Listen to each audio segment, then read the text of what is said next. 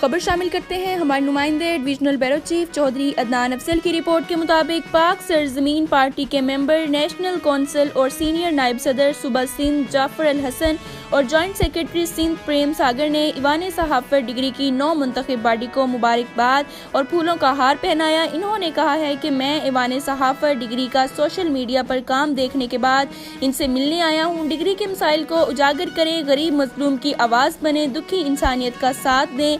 नौजवान Ivan सहाफत degree के सरप्रस्त आला रज़ाक हैदर, सदर आमिर राजपूत, मीर नदीम टालपर, नियाज गुल मगसी, इजाज सरदार जुल्करनैन, जमन कमरानी, एहसन कायम खानी, रेहान खान, औरंगजेब खान, इशराक और शाहिद मलिक अब्दुल रहमान को मुबारकबाद दी। इस मौके पर जिंदगी फाउंडेशन के डायरेक्टर इरफान जमान भी मौजूद थे।